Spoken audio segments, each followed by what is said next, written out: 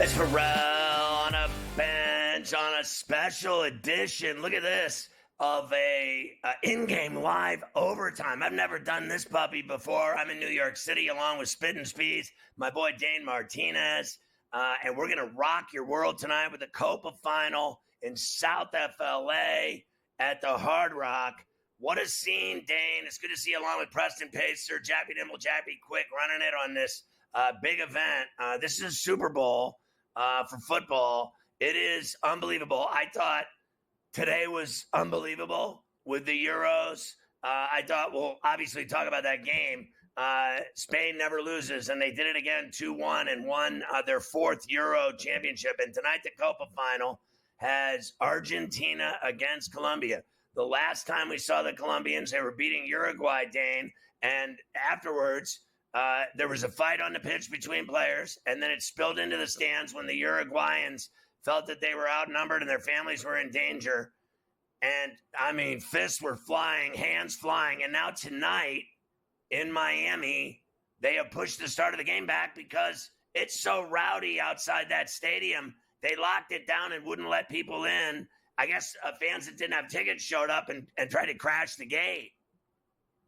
Yeah, absolutely. What's going on, Scotty? It's great to be with you. Long time. But here's the thing, right? You said it at the very beginning. This is basically the Super Bowl to these countries, right down to the fact that Shakira is performing at halftime. We get like a legitimate halftime show for this, but you're absolutely right. Tensions are running hot. I guess people were trying to bum rush the gates and get in because they wanted a piece of the action. You talk about the way these crowds travel. You talk Colombia in all of their games. You see there is a sea of yellow in the stands. But I got to ask you something, and I'm glad that we have a couple of minutes for it. You mentioned the Euros, Scotty. I am holding a 65-1 two-leg parlay of Spain to win the Euros and Colombia to win the Copa. So now my question is, how do I hedge off this? Do I hedge off this? Do I just ride it? Or do I get a little bit of a share of Argentina here as well?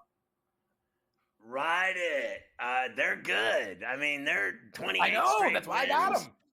They mean business. I will not disrespect the greatness of Argentina and Messi and etc. I mean, the team is so deep. They won this the last time. Then they went out and won the World Cup. And this would be another piece of silver for Messi. Everybody's worried about when he's going to stop playing on the international team. Who cares about that? He's playing tonight. I don't even, it's always like, when's he going to quit? Screw that. Let's watch him do his magic tonight.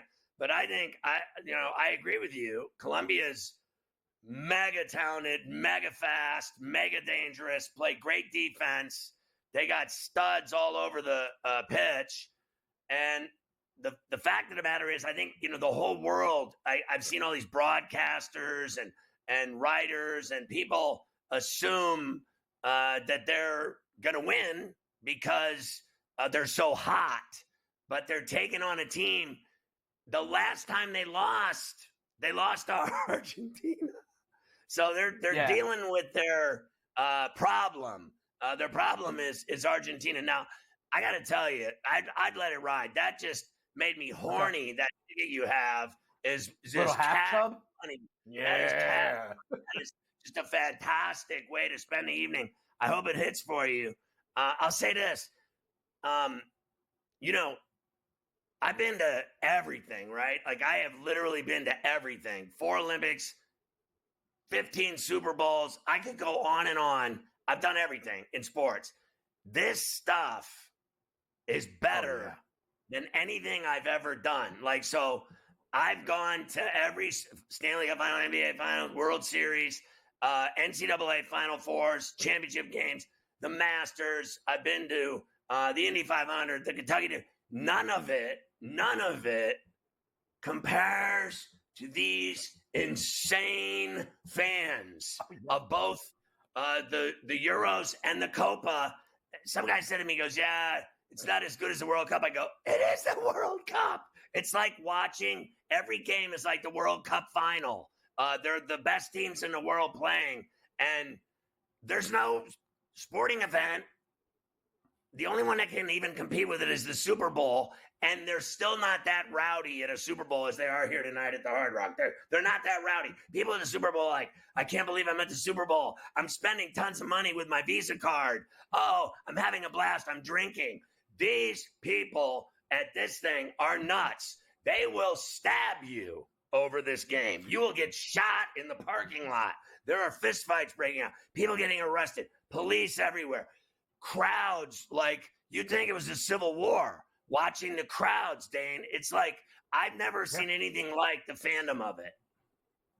Yeah, I got to completely agree with you. The way I thought about it tonight with the final in Euros and the final here, it's basically like the semifinals of the World Cup. These are teams that are at that level. You get the best of South America, the best of Europe. That's basically what it is. It is World Cup caliber. And I agree with you. My kind of resume, Scotty, of events I've been to may not be as long as yours, but I've been to some World Series games. I've been to a Super Bowl, right? And I got to tell you, I completely agree. The chaos I have seen in soccer, the most wild atmosphere I personally have ever been at a sporting event was in the city of Seville playing against Barcelona. I'm talking flare guns being aimed at people. I'm talking about an hour before the game goes off. All of the craziness happening. I'm talking about the hooliganism that goes on outside the stadium in the bars. That's what's going on right now. They're having a problem containing all these rabid fans. And so now they're saying, you know what? We're grounding you. We're putting you on timeout. We're pushing the game back. Handle yourselves a little better, and then maybe you can get some soccer. But I completely agree with you, Scotty. There is nothing more kind of rabid atmosphere than the fans at a world-class soccer match. I've been to a lot of stuff. Maybe the Preakness, Scotty. Have you been to the Preakness in the infield? Because there's some debauchery there. There's some debauchery there. It's a little bit of a different kind, though, Scotty. That's a drunken debauchery. It's just a drunken party. I've ran in the mud there. I've seen the porta potty races. I've been hammered at the Preakness. I've been to the Belmont. I've been drunk at the Belmont. My buddy and I snuck into a wedding at the Belmont. They had rented out one of the fancy restaurants in the Belmont, and they had a wedding. We snuck in and we got caught.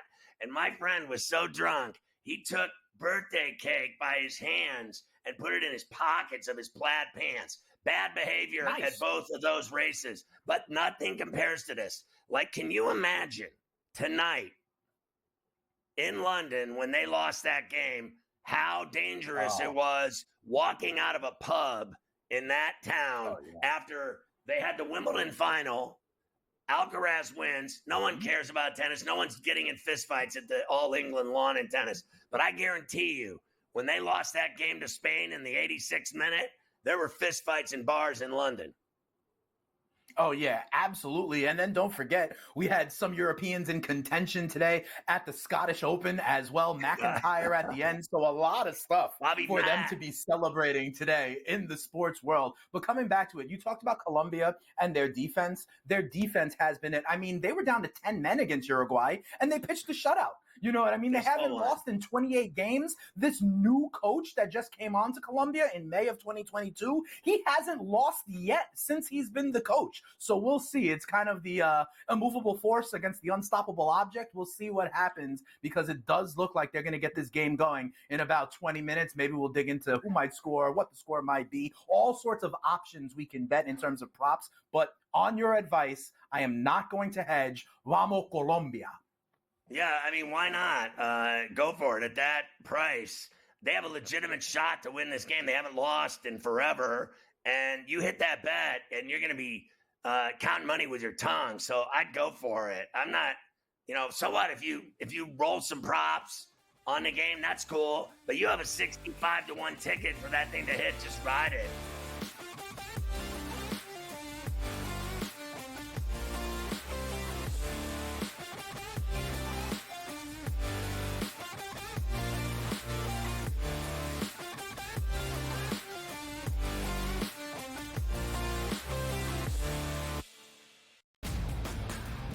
DeMar DeRozan now joins that team in Sacramento with the Kings. De'Aaron Fox, Domantas Sabonis, Devin Carter, who they drafted early, Keegan Murray as well. A Kings team, DRS, that has been a playoff contender. Is it going to equate to a championship? Probably not. That's not the goal. Make your team better every offseason. The Kings definitely got better with that move here, Ben. The Early Line. Only on Sports Grid. The WNBA is a unique market, right? It moves a little bit different. You take a bet, a limit play, even if the limit is 2 dimes on the side, you don't go from 11.5 to 12. You know what I mean? You got to go. Because if they bet you the second number, then you go, oh boy, now we have a decision that we really didn't think we got a big decision. Books love decisions. Game time decisions. Only on Sports Grid. It is Canada. You know, Canada is one of those teams that's the darling of the tournament right now. They're still 9-1. To win a tournament, or even to advance far into a tournament like this, you need a bit of good fortune. And it doesn't matter if you're getting the good fortune that Canada has, where they played 2 matches where they were up a man, or you had the good fortune of Argentina, who's one of the best teams in the world, who just got on the good side of the draw. Newswire. Only on Sports Grid. Watch out for USA and Canada in 4 years. Like cricket's going to be a sport that's growing. I made my first cricket bet last week or over the weekend. I was getting a team that was leading like 150 to 5 plus odds. I'm like, I'm up 150 points and I'm getting plus odds. Where do I sign? I love this cricket stuff. What are you kidding me? In-game live, prime time, only on Sports Grid.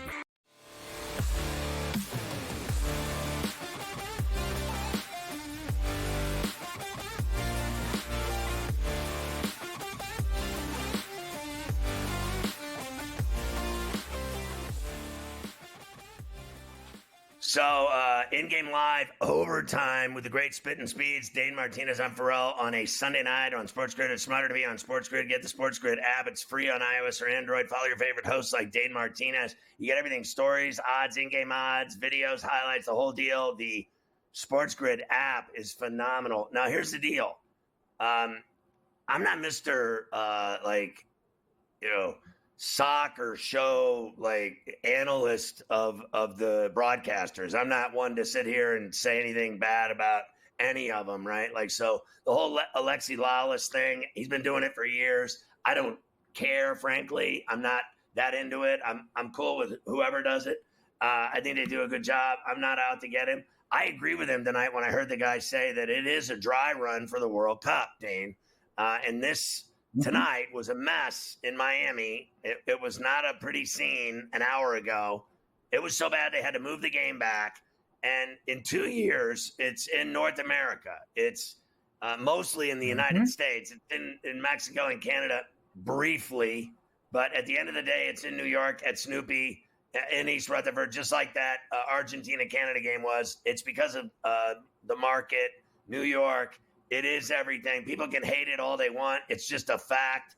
And I think it was a bad showing. I agree with Lawless. It was a bad optical illusion for 2 years from now. Yeah, you know what I draw? I draw the comparison. Remember when the cops couldn't handle Scotty Scheffler at the major, and it kind of looked bad on the city in Kentucky, right? Like they kind of looked Bush League, not being able to handle the kind of sports world descending on their small little town. There you go, right? That's the analogy I'll make. To your point, this is a dry run for the World Cup, and you're right. I think it's something like 13 of the 16 venues are going to be in the States, maybe Mexico City, along with Toronto and Montreal. Right. This is going to be in America for the most part in 2026. And to your point, we have to kind of understand how high stakes this is for the fans that are going to be coming into these arenas and drinking at these bars and tailgating in these parking lots, and kind of how jacked up they are. And we have to be able to handle it. We have to be able to handle it in these arenas. Now, you would think, though, Scotty, at Hard Rock, right? They've got Dolphins games there. They've got concerts. They got people acting the fool at times. But I agree with you. This does not look like we're necessarily ready to handle the rabid soccer fan that's going to come our way in 2026. But what do you think? It reminds me, honestly, of, like you said, that town in Kentucky not being able to really handle the sports world and all of the stuff that came in in Louisville, right? It was almost egg on the face of Louisville, the way they couldn't handle the stuff that was going down there during the major. Yeah, I think that Valhalla won't see another major, if ever. Literally, it might be 20 years, but not anytime soon. That was an embarrassment for golf. And you knew that day, we were on coast to coast saying that they either drop these charges or it's only going to get worse for them, that city. They need to drop the charges, and eventually they did. But they lollygagged on that till at the last possible minute. They left the and they got egg on their face. They couldn't take the tooth out, and they finally did, and it was bleeding everywhere. So here's the deal. You've been down there. I've been down there. I live there. Yeah. Okay, so I live there, and I've been going there my entire life, Miami. And I've been to that stadium 1,000 times for everything. World Series games, NFL games. Nothing compares to what I saw there tonight. And we haven't even seen the game yet. And nothing compares. You went to Jets games down there. You never saw anything like this. It was mellow. Not like that. It's just tailgating, a little weed. I've been there for a college bowl game. Yeah. I've been there for a college bowl game. Not like this. And to your point, both of these fan bases haven't lost yet. None of them are pissed off yet. Hope springs eternal for both of them. They're still happy outside because their team may win the Copa. What you got to worry about is them on the way out. Right? On the way out, one of those fan bases are going to be pissed and looking to rumble. And that's what they got to get ready for. So I know maybe there was the stampedes, people trying to rush in. What they got to worry about, to your point about what happened with Colombia and Uruguay, is you have to figure out what's going to happen when half of the people that are in there are pissed off and looking for, a way to unload some of that frustration. Yeah, I think it's stupid. It's like, how pathetic are you? You're going to go and you're going to get in a fist fight, or you're going to go stab somebody, you're going to pull out a gun. I mean, what are you going to do? One of the things that Uruguay was at a major disadvantage at that game was they didn't have the crowd that Colombia had there in Charlotte. It was a major lopsided advantage for Colombia with the fans. And when the players thought that their families were in danger, they went into the stand. They were absolutely throwing hands. This thing tonight, like I haven't, from what I've seen, like I was watching Telemundo before today, earlier. I couldn't understand a word they were saying, but God bless them. And I took like 6 years of Spanish, and I still couldn't understand. They were talking so fast. But one thing I understood was there were a lot of fans of both, and they were screaming at each other, and it was even. So if it's even, I think that things can be manageable. But when there's a disadvantage and there's a bully and then there's the little guy getting stomped, it turns into problems. When it's even, it can generally, I think, at some level be maintainable. You know what I mean? But when people are in danger, that's when things get crazy. I think the reason this thing got shut down was you heard them saying they were fans, ticketless fans, trying to crash the gates. Right. And that's what led to, asshats. Then the guy that spent $1,000, $5,000, $10,000 on his box or his seats or his, everything, you name it, down on the field level, whatever. What? You push that guy's buttons, the guy that spent all the money and you're trying to get in for free. The guy that has spent all that money he's going to get mad. And then he's going to do whatever he's got to do to protect his assets. Because I'm not putting up, like, you know what I mean? That's what I think that's what this problem's been about. Like, can you imagine if you were spending $20,000 tonight to go to this thing and you had a suite and everything else with your friends and you couldn't get in because some idiot drunk loser with no ticket was trying to get in and take your space? I wouldn't be having any of it, Dane. I hear that.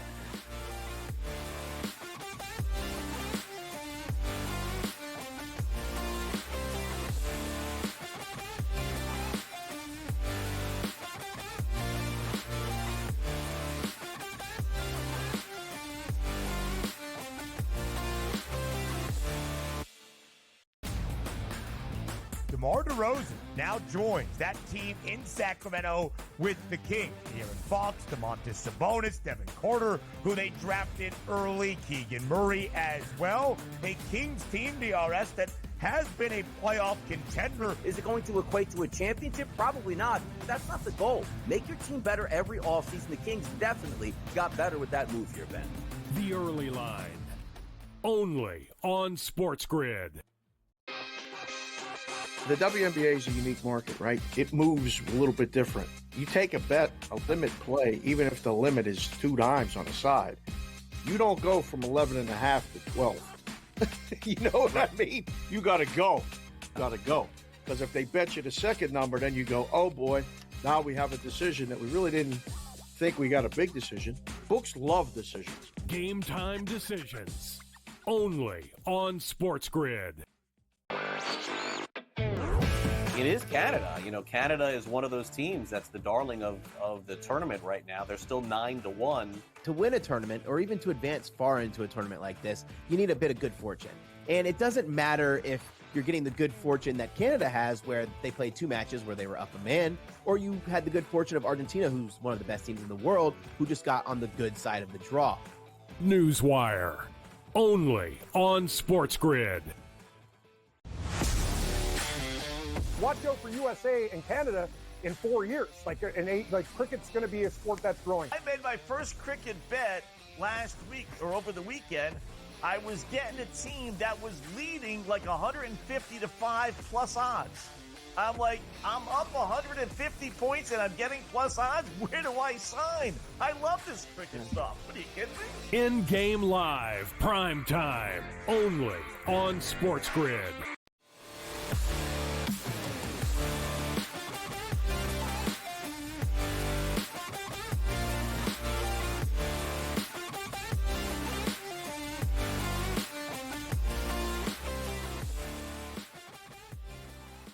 All right, it's in-game live overtime. I'm Pharrell along with Dane Martinez, getting ready for the Copa final to finally begin in roughly 7-8 minutes from now down at the Hard Rock. They've gotten everyone in, it looks like, to Dane and I. We just saw it. It looked really calm to us now, unlike an hour ago when it was chaotic. But what are some of your favorite prop bets for this great Copa final tonight, Dane?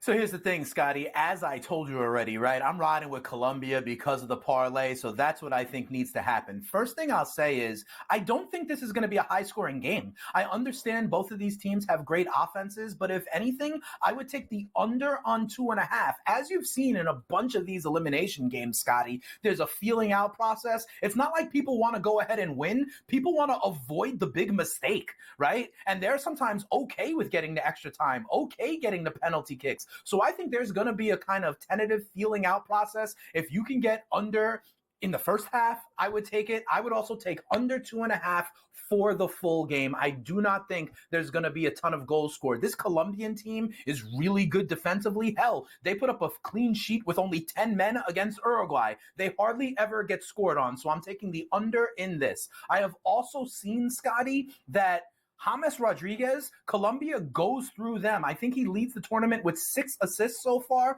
I think James Rodriguez, if Colombia scores, it is going to be somehow through James Rodriguez. You see him at plus 310 to score or assist, and I think that is interesting on the Colombia side. On the Argentina side, I mean, listen, we all know about Messi, but his boy Angel Di Maria is also someone to consider. This is going to be the last game in a Argentine uniform for Angel Di Maria. He has been kind of the Robin to Messi's Batman for an entire generation. Di Maria on the Argentina side to score or assist at plus 210. James at plus 310 to score or assist on the Colombia side. I like the under in the game. And then, listen, Scotty, I don't know about you. We'll probably be off air already, but either team, you get around 8-1 for them to win in penalty kicks. Argentina in penalty kicks is plus 850. Colombia in penalty kicks is plus 900. I would not be surprised if this game is so nip and tuck, so tight, so low scoring, and it goes into extra time and goes into penalties, nobody wanting to make a mistake and settling it in a shootout.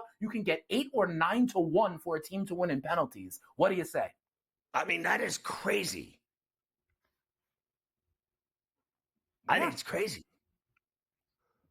So then you need to click submit. You got about 3 minutes before the game starts. If you want to get on it, then get it, because they're not going to go full bore here. Okay, they're going to not want to make the mistake instead of wanting to make the play. That's what I think is going to happen. No one wants to be, to your point about how rabid these fan bases are. It is true. If you make the horrible mistake, the own goal in this context, you can't go back to your country. If you do, you better have your head on a swivel for the entire rest of your life. No one's trying to make a mistake in this one. This is going to be tight. I think it leans to the under, and I think it's possible we see penalty kicks decide Copa America, Scotty. We used to,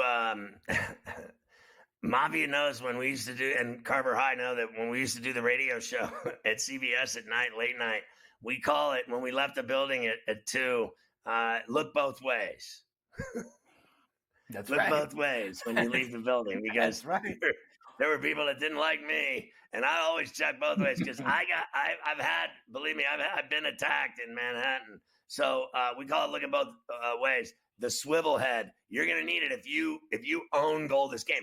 The reason why I think it's so crazy is that someone's going to win this game, and if it's in penalties, which it sounds to me like you think it's going to penalties, someone's going to win, and then they're going to pay out 8 and 9 to 1. I hope you picked the right side, because if you did, you're making fat bank.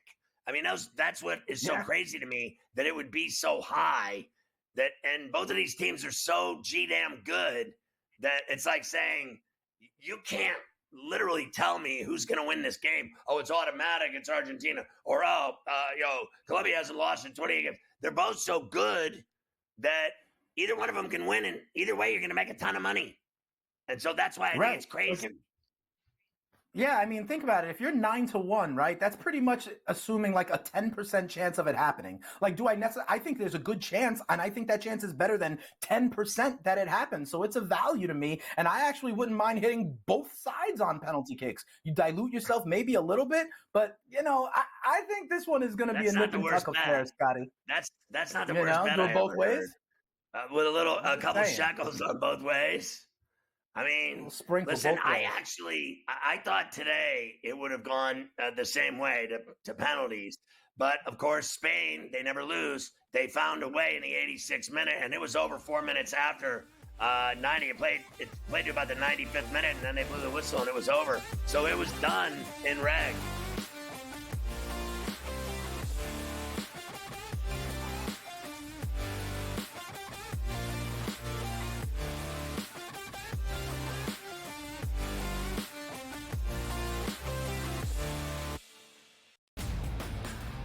DeMar DeRozan now joins that team in Sacramento with the Kings. De'Aaron Fox, Domantas Sabonis, Devin Carter, who they drafted early, Keegan Murray as well. A Kings team, DRS, that has been a playoff contender. Is it going to equate to a championship? Probably not. That's not the goal. Make your team better every offseason. The Kings definitely got better with that move here, Ben.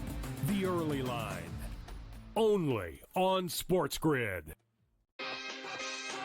The WNBA is a unique market, right? It moves a little bit different. You take a bet, a limit play, even if the limit is 2 dimes on the side, you don't go from 11.5 to 12. You know what I mean? You got to go.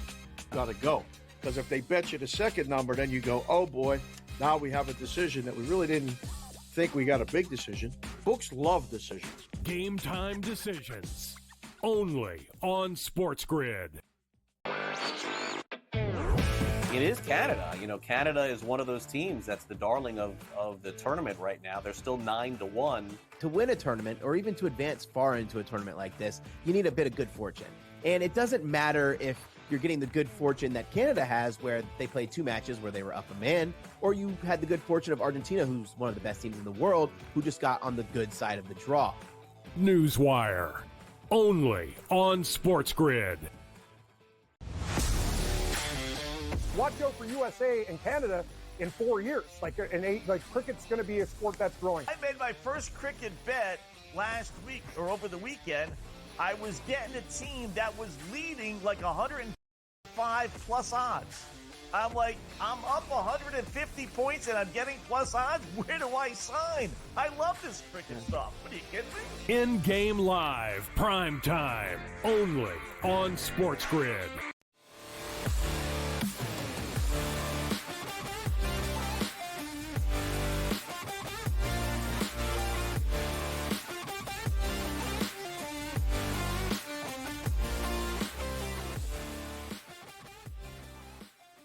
right. So Spittin' Speeds, my boy Dane Martinez, and I getting ready for the Copa final.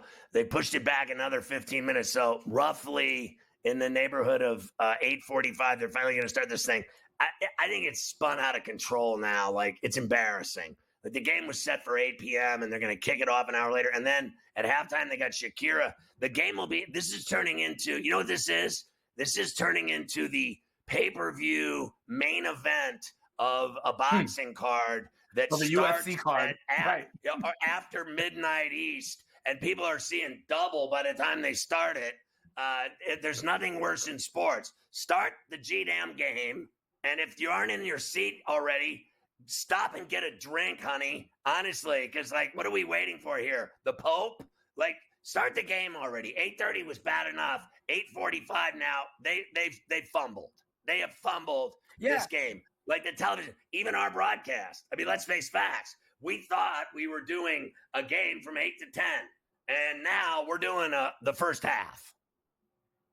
Yeah, pretty much. I mean, if they start at 8:45, right, that means 45 minutes later, it's going to be 9:30 for halftime. And then, Shakira's performing. This is pretty much like a Super Bowl halftime show, right? So there's no way that the second half doesn't start until around 10 o'clock. So guess what, Scotty? We could get up Jenny Taft, sure. No, not her. I'm talking about Shakira. Oh, Shakira? Who knows who you're talking about? I put Shakira here. There's levels to this. There's levels Jenny's to okay. this. Jenny from the hood. I'm cool with Jenny Taft or whatever her name is. I'll put her right there. There's, we got the apron. We got the tears. I got you. There's levels to this. I will say it. Like, I love them both. Like, tell me what, I'm going to watch Shakira tonight and not sit there and say she's not hot? Like, what world am I living in here? Listen, especially in Miami. In Miami, everyone's hot. This is true. Well, everybody goes to the certain Brazilian doctors out there as well, but that's a different topic for a different day, right? Yeah. I'm not mad. Don't hate the player, hate the game, Scotty. But to our point, right? Like, this second half isn't going to start until a little bit later on. You're absolutely right. You know who doesn't mind? Hard Rock, the stadium, because I bet their concession stands are open, and they're open for an extra hour or so. So keep on buying the hot dogs, keep on buying the pretzels, keep on buying the beer. I wonder, at baseball games, they stop alcohol sales at the 6th inning, the 7th inning, something like that. But with a running clock in soccer, do they do that? Do they say after the 70th minute? No, because I don't think that's going to happen. I think they're going to get everybody good and lubed up for this one, Scotty. Yeah, and they've got an extra 45 minutes to do so. Oh, I agree with you. I think that my guess would be, I'd say midway. I'd say 20 minutes into the second half, they shut down liquor sales because when you drink for hours before and then you start the game, you're still drinking, and then at halftime you hit the head and then buy more liquor for the second half. I bet 20 to 30 minutes maximum after that half they shut it off because it's already been going on for 8 hours. And then anyone that drinks after 30 minutes of the second half is getting a Dewey on the way home. That's just all there is to it. They're getting a Dewey. So you need to, at some point, sober the F up at halftime, shut it down, whatever. And they will eventually. But they have screwed this up, I think, mightily, that it's starting this late. Like, first of all, tell me one time ever you saw them stop a Super Bowl because the power went out. But when did you ever see them start a Super Bowl late? When they tell you they're kicking it off, they kick it off. The NFL. Absolutely. And the NFL runs the world. It's true. They can take over small nations, both financially and with military might, if they needed to. Outside of the power outage, right? That happened, what was that, Baltimore, San Francisco a few years ago, right? Outside of the power outage. Here's why. Here's why, Scotty. If they did that, there would be more commercial breaks and more $25 million spots for them to sell if they wanted to draw it out, right? Because, look, they got to put more commercial breaks on in this extended pregame show. If that would ever happen for the Super Bowl, that would be kind of, prize territory. So I don't know if that's going to happen. What do you got? Are we going? Kickoff delayed? Why has it not started?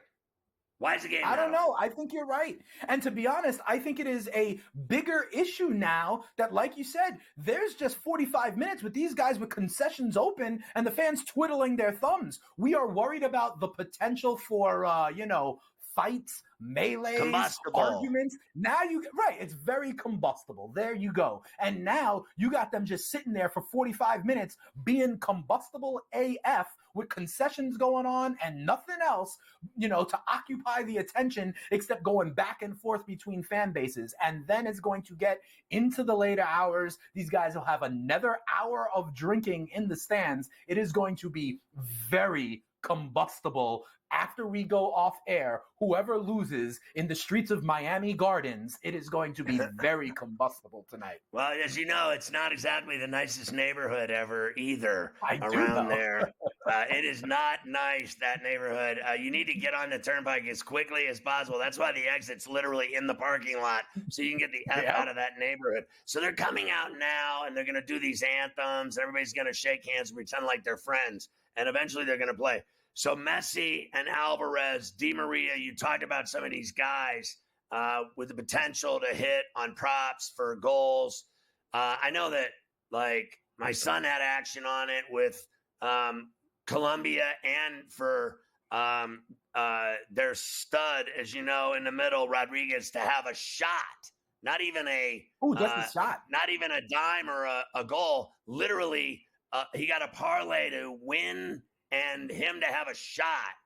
My God, he's had you said 6 dimes already in the tournament. Everything goes through his legs. And the one thing I noticed about him is how fast that team is. Talk about the speed on both of these teams and the talent scoring on Argentina, all those guys I mentioned, and what Rodriguez does with his speed and the speed on the outside. And I got to tell you, I think the kid, Cordoba, the big kid, he's his size is enormous. He's the striker. He's the man. I mean, look at this guy. He's already got a couple goals and a helper. He's been just with his size, just knocking guys on their ass and getting the loose change and going, or leads, headmans. He can do everything. So they're dangerous too. But Argentina's got all these great goal scorers, and I think Colombia's got a lot of talent, a lot of speed. Yeah, I think you're absolutely right here. You talked about, John Cordoba. He's kind of that target forward up top. They're going to send long balls over the top towards him. He's the guy. You talked about how big he is also. Yeah. He can kind of, with those big time balls, he almost like boxes out. You're going to see them. James from like midfield throwing long balls to him. He's going to use his body, try to block it, gain possession, turn, and then go. Some of the other speed on Colombia, you talk about a guy like Rios. You're going to love this guy, Scotty. Rios, he is a tall dude with like bleach blonde highlights in his hair, number 6. Keep an eye out for him. And then you got Diaz. He's the other guy on the side who, for example, when they were down a man against Uruguay, he was the only guy that was left up top, and he was trying to do it himself. But they have so much talent, but the engine is James Rodriguez, to be sure, Scotty. That's on the Colombia side. On the Argentina side, Messi is obviously the magician up front. I told you about Di Maria, but it is Martinez, not Dane Martinez, but Lourdes Martinez, who is kind of like the golden boot guy. He is the leading goal scorer on Argentina, because if you think about it, Scotty, Messi is kind of more the facilitator role. Yeah, he gets his shots. He gets his goals, but it's Lautaro Martinez that you see here. Look, 4 goals already in Copa America in the 5 games for Argentina. It is he, not Messi, who leads Argentina. Messi will be playing because Messi plays something of this facilitator role. He plays a little bit more of the getting other people involved. Messi will get his goals, but he's setting up dimes for other people. And that's when he's at his best in terms of Messi, and that's when Argentina is at their best as well. Some of these stars are going to look for others to get involved and actually put the biscuit in the baskets. That's amazing to me that a defender is a guy having that many. It's almost like saying the guy on the point of the power play in hockey, the defenseman that blasts a 100-mile-an-hour slap shot would be their leading goal scorer. That's crazy to me, but we'll keep our eyes on Martinez tonight for sure.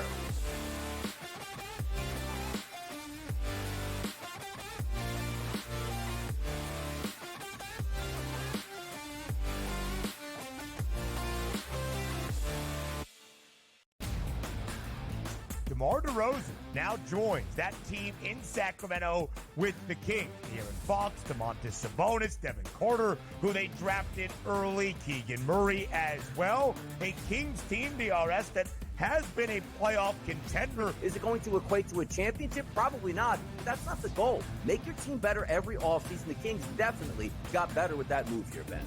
The Early Line. Only on Sports Grid. The WNBA is a unique market, right? It moves a little bit different. You take a bet, a limit play, even if the limit is 2 dimes on the side, you don't go from 11.5 to 12. You know what I mean? You got to go. Got to go. Because if they bet you the second number, then you go, oh boy, now we have a decision that we really didn't think we got a big decision. Books love decisions. Game time decisions. Only on Sports Grid. It is Canada. You know, Canada is one of those teams that's the darling of the tournament right now. They're still 9-1. To win a tournament or even to advance far into a tournament like this, you need a bit of good fortune. And it doesn't matter if you're getting the good fortune that Canada has, where they played 2 matches where they were up a man, or you had the good fortune of Argentina, who's one of the best teams in the world, who just got on the good side of the draw. Newswire. Only on Sports Grid. Watch out for USA and Canada in 4 years. Like cricket's going to be a sport that's growing. I made my first cricket bet last week or over the weekend. I was getting a team that was leading like 150 to 5 plus odds. I'm like, I'm up 150 points and I'm getting plus odds. Where do I sign? I love this cricket stuff. What are you kidding me? In-game live, prime time, only on Sports Grid.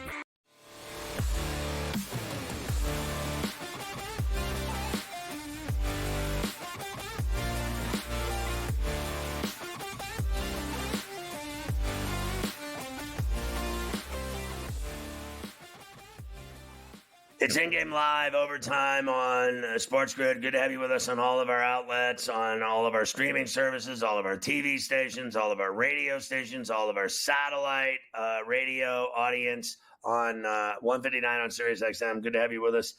If you're listening on Sports Byline, if you're listening in Southern California and all of California on the Boomstick out of Rosarito, 1090 ESPN Radio. Obviously, all of our TVs that we're on in terms of everything, Samsung, Vizio, LG, everywhere they're searching us, watching on the app. I think Dane Martinez that, listen, I don't know who's in charge of this, but whoever it is needs to be fired.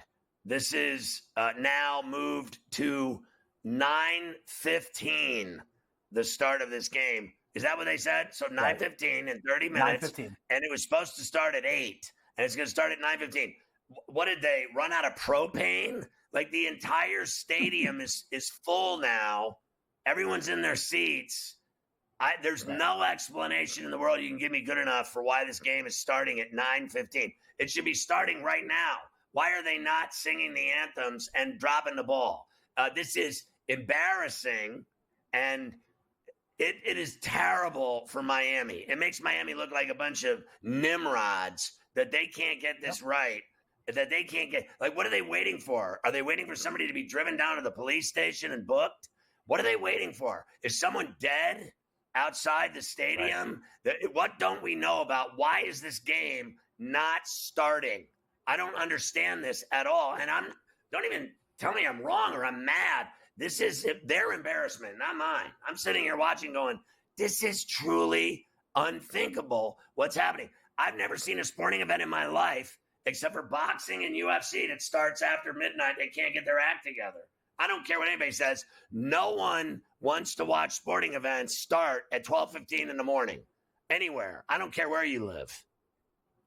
Yeah, no, I agree. And you know what? Like, it's not like this is a rain delay. You know what I mean? And it's the unknown of the weather, right? No lightning. We knew what it was, right? It's not like we're waiting for a storm cloud to pass or something like that. This is within their control. They knew the kind of environment that was going to be descending on Hard Rock for this. Why, Scotty? Because they've seen it at this arena and at all sorts of arenas for the entire tournament. It's not like this is new. We know these nations travel well. We know what the fan bases are like. And Hard Rock, the city of Miami, to your point, needed to be kind of prepared for this when it comes to whether it's security, whether it's procedures, whatever the case may be. And They then, obviously like can't you said, handle it. about an hour ago, right, Scotty, is when they made the determination to push it back to 8:30. At the beginning, it was pushed back to 8:30, if you remember. Right. It is now 8:47 on the East Coast. So my question, to your point, is like, what's happened in that in-between 45 minutes that made them go from 8:30 to 8:45 to 9:15? Something in there has been additional that they cannot handle. They are taking more precautions and pushing it back even further from the first announced delay. So I wonder what's going on. Do they think they need to secure the perimeter a little bit more for what they now realize is as combustible as we're talking about? What exactly is it that's causing the second and third delay? They had the incident. You saw the report. They tweeted out that, this is because of unruly fans trying to get in without a ticket. This isn't like a Drake concert that people are stampeding. This is the Copa America final, and this stadium needed to be prepared for what was going to come. I could have told you this was going to happen, Scotty. We all knew this. Why? It happens in Houston. It happened in Vegas. It happened in Charlotte. It happens at MetLife. It happens everywhere this is going because these fan bases care about this tournament so much. It is the World Cup, the Super Bowl, all wrapped in one. They had to be prepared for this, Scotty. You're right. That's why I make the Valhalla analogy, right? Because Valhalla was not ready for the attention and how they needed to adjudicate things, manage things, enforce things. They weren't ready for prime time, quite frankly. And that's exactly what it looks like at Hard Rock down tonight. I think the police in Louisville screwed that up. And I think their DA and their city handled it poorly with regards to Scheffler and dragged it out and made it like this guy had been dragged for his life and had scratches and bleeding and chafing and, injuries and clothing ripped and he was dying. Meanwhile, he never got dragged once for 1 second. The cops were liars. They handled it poorly. They butchered it. They were fandom city. They were down there taking photos with him in the jail and bringing him food and taking pictures with him and getting autographs. It was embarrassing for them. But I don't think it was the golf club's problem. I don't think the fans, it wasn't their problem getting to the golf course. It was the cops that screwed it up and shut it down. And then everyone couldn't get to the golf course. Now, this thing tonight is real simple. The scene that they keep showing from 2 hours ago is gone. Earlier. The parking lot is empty. Everyone's in their seats. The stadium is full and ready to go. It's ready to burst. This is not about fans that didn't have tickets sneaking through the gates and crashing the gates. The party's over. That party's over. They already are all in the stadium. So what excuse do they have for this ineptitude that they haven't started this game when everyone's already there and in their seats? And I don't want to hear that the players didn't get a warm up. They've been warming up for an hour. I mean, they've been warming up so much they smell. Everyone stinks already like they just played a game. Everyone's drunk. Everyone's angry. Mm-hmm. They're asking for trouble. They should have just started the G-damn soccer game. Simple. Listen, I completely agree with you. They're only asking for more trouble. They're only letting a combustible, to use the word we've been using, situation permeate for longer than it needs to, right? It doesn't need to be drawn out like this. They need to get the ball in action so we can start cheering for soccer. What I wonder, and I want to discuss with you maybe on the other side of the break, is do you think this has an impact on the game at all? Yes. They're waiting around. You know what I mean? This happens all the time. If there's a serious injury or when things happen, it has to take some of the air out of the balloon for the players. I know it's a high stakes thing. I know they obviously care, but I wonder if this changes the way anybody should bet the game because of this delay. Listen, this is a 3-hour rain delay in baseball. It ruins the game. You start the game almost 90 minutes after it was supposed to start. Everyone's out of sorts. We'll get into it on In Game Live Overtime.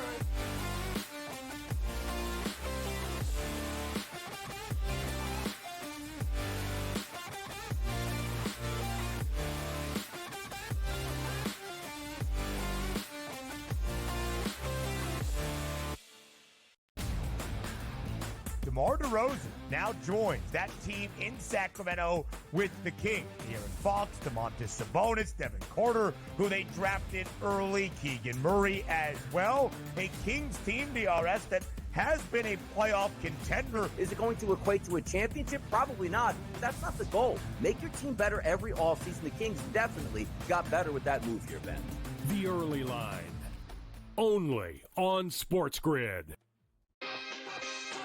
The WNBA is a unique market, right? It moves a little bit different. You take a bet, a limit play, even if the limit is 2 dimes on a side, you don't go from 11.5 to 12. You know what I mean? You got to go. Because if they bet you the second number, then you go, oh boy, now we have a decision that we really didn't think we got a big decision. Books love decisions. Game time decisions. Only on Sports Grid. It is Canada. You know, Canada is one of those teams that's the darling of the tournament right now. They're still 9-1. To win a tournament, or even to advance far into a tournament like this, you need a bit of good fortune. And it doesn't matter if you're getting the good fortune that Canada has, where they played 2 matches where they were up a man, or you had the good fortune of Argentina, who's one of the best teams in the world, who just got on the good side of the draw. Newswire. Only on Sports Grid. Watch out for USA and Canada in 4 years. Like cricket's going to be a sport that's growing. I made my first cricket bet last week or over the weekend. I was getting a team that was leading like 150 to 5 plus odds. I'm like, I'm up 150 points and I'm getting plus odds. Where do I sign? I love this cricket stuff. What are you kidding me? In-game live, prime time, only on Sports Grid.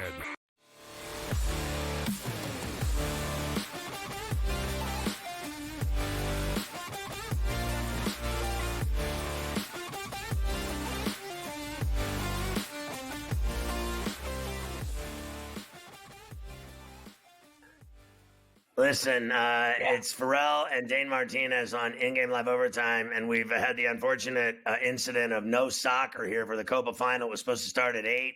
We started at 8. Now it's allegedly starting at 9:15. I don't believe that as far as you could spit. I still think they're going to bring the kids out with the players at 9:15 and do the anthems, and then eventually they'll drop the ball and go. But by then, I think they've lost some people. I think some people are very uninterested in this broadcast right now. It's like watching like Fox, like try to, rumble through this, or listening to us, either or. Let's just face it. People tuned in to watch this great game. They didn't tune in to watch Jenny or Alexi or Dane and Scott. They really didn't. They want to see action. And they're just dragging this out. It's the most embarrassing thing I've seen in a long time. There's no reason for it. There are 5 million cops outside that stadium right now. I just saw them with my own eyes. On the wide 5 side, million yeah. of them. And there's no people outside the stadium. There's like some guy smoking a doobie over by his car. There's literally no one outside. They're all in. Look at the seats. They're full. It's full. Yep. What are you waiting for? The second coming? This is the most unbelievable thing. You can see right here, they're driving around. Cop cars are driving around unimpeded. There's not one soul of a living human being outside that stadium. There's no reason that this game hasn't started yet. Do I think it's going to affect the game? I think it already has. I think it's ruined the Copa Final. The start of this game has been ruined by this nonsense. You can't even explain this to anyone. Fox has no idea what's happening. Neither do we. It's a cluster F, and that's just all there is to it. No, I think you're absolutely right. I saw the same images, right, with like cop cars lined up in the parking lot, them doing tours and rounds around to see what it is. You know what else I saw, Scotty? I saw players right now at 8:56 Eastern on the field still warming up. So you tell me how they're going to kick off 20 minutes from now when they still have to go back into the locker rooms just to do the walkouts with the kids. Both of these national anthems alone will take a couple of 10 minutes or so. So they're still warming up right now, and they expect to kick off at 9:15, which is wet. 19 minutes from now. There's no way that's going to happen. There's no way there's actual soccer at 9:15. They may be, like you said, doing the national anthems and all that at around 9:15, but this thing is not going to get started, in my opinion, I'm projecting, I'm assuming right now. We don't know anything. We're in the dark as much as everybody else. I don't think this thing gets actually started until closer to 9:30. They have to go in the locker rooms and still come out for all the ceremonial stuff. Do you think they asked Shakira to keep it brief at halftime to kind of catch up? I think that would be a mistake based on how many people want to look at Shakira shake and do her thing. I think that's a bad idea, Dane. Let's just move back to the soccer. No, Fine. Shakira's the saving grace? Fine. No. So do you think that like players, they look to me, some of them are sitting on their ass and on the grass and soaking wet already because it's literally 100 degrees humidity there. 100% humidity, 100 degrees, no joke. And they're soaking wet already. They haven't even played 1 minute of the game. That could go 90 plus 30 plus penalties if it were to go where you think it might go, that 8-9 to 1 I'm telling you, there's guys out there already soaking wet. They haven't played 1 minute. They've been warming up so long. They'd be like, I mean, honestly, like, how much stretching and warm-ups do you really need before eventually you're like thirsty and tired? Like, I mean, I'll be like, how long are we going to kick the ball and run around here? Can somebody get me a drink? Like, some of them are sitting on their ass. I'm already telling you unequivocally that it's affecting this game, and we haven't even seen it yet. I want to see who gets tired in the second half after they've done this for 2 hours. Right, I guess that makes sense, right? They've already warmed up for a half of soccer. You know what I mean? It's like they've been doing it for a full. I gotta tell you, remember I told you I was on maybe on the under in this game, under 2.5. It makes me think even more to go on the under. If anything, they're showing the shots again from earlier on. That's a bad Let's idea. get this show on the road. I want to see if the players are still warming up on the field or if they've finally gone into the locker room to come out later with the kids and whatnot, right? Because if not, this is going to be past 9:15, Scotty. So my goal when we come back is to talk about Messi for 15 minutes. Because I think you can do it.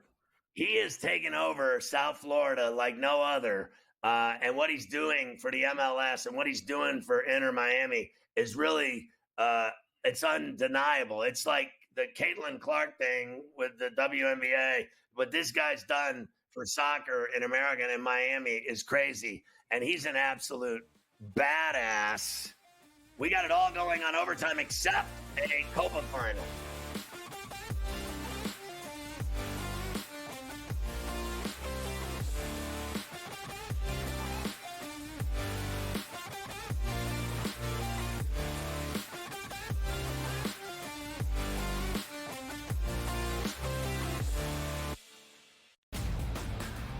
DeMar DeRozan now joins that team in Sacramento with the Kings. De'Aaron Fox, Domantas Sabonis, Devin Carter, who they drafted early, Keegan Murray as well. A Kings team, DRS, that has been a playoff contender. Is it going to equate to a championship? Probably not. That's not the goal. Make your team better every offseason. The Kings definitely got better with that move here, Ben.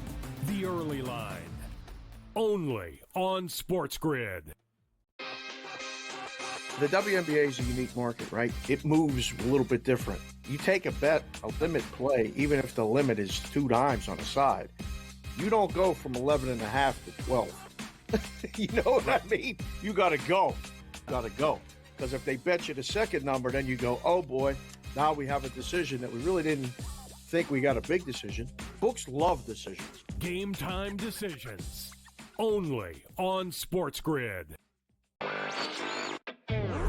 It is Canada. You know, Canada is one of those teams that's the darling of the tournament right now. They're still 9-1. To win a tournament or even to advance far into a tournament like this, you need a bit of good fortune. And it doesn't matter if you're getting the good fortune that Canada has, where they played 2 matches where they were up a man, or you had the good fortune of Argentina, who's one of the best teams in the world, who just got on the good side of the draw. Newswire. Only on Sports Grid. Watch out for USA and Canada in 4 years. Like cricket's going to be a sport that's growing. I made my first cricket bet last week or over the weekend. I was getting a team that was leading like 150 to 5 plus odds. I'm like, I'm up 150 points and I'm getting plus odds. Where do I sign? I love this freaking stuff. What are you kidding me? In-game live, prime time, only on Sports Grid.